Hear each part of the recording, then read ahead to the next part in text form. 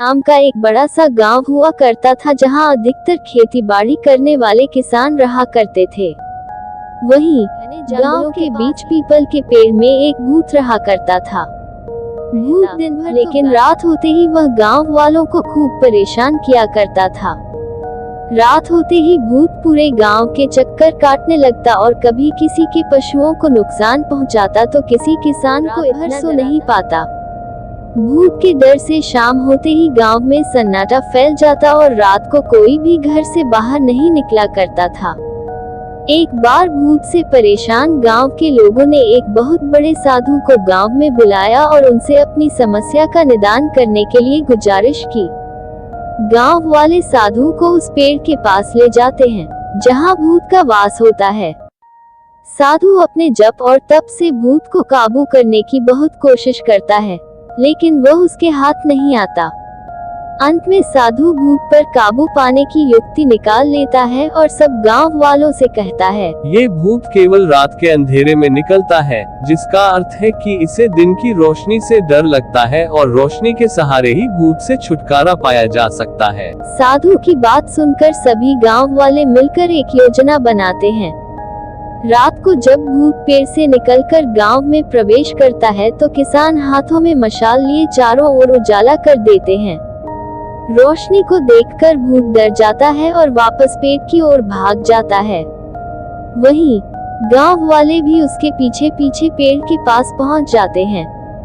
रोशनी में साधु भूत को पेड़ से बांध देता है और फिर गांव वाले भूत को उस पेड़ के साथ ही जला देते हैं। इस तरह से गांव वालों को भूत की समस्या से निजात मिल जाता है। बड़ा सा गांव हुआ करता था जहां अधिकतर खेती बाड़ी करने वाले किसान रहा करते थे। वहीं गांव के बीच पीपल के पेड़ में एक भूत रहा करता था। भूत दिन भर लेकिन रात होते ही वह गांव वालों को खूब परेशान किया करता था। रात होते ही भूत पूरे गांव के चक्कर काटने लगता और कभी किसी के पशुओं को नुकसान पहुंचाता तो किसी किसान को इधर सो नहीं पाता। भूत के डर से शाम होते ही गांव में सन्नाटा फैल जाता और रात को कोई भी घर से बाहर नहीं निकला करता था। एक बार भूत से परेशान गांव के लोगों ने एक बहुत बड़े साधु को गांव में बुलाया और उनसे अपनी समस्या का निदान करने के लिए गुजारिश की। गांव वाले साधु को उस पेड़ के पास ले जाते हैं जहां भूत का वास होता है।